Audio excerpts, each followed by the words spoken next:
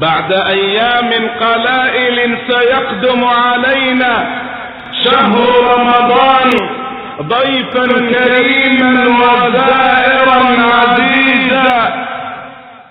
سيقدم علينا هذا الشهر حاملا معه النفحات الربانية والعطاءات الإلهية، فينتبه الغافل ويغتنم العاقل ويتعلم الجاهل ويرتفع النازل وتغمر الأمة الفضائل.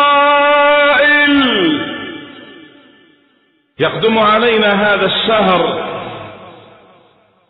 ليضع عن كواهلنا تلكم الذنوب والمعاصي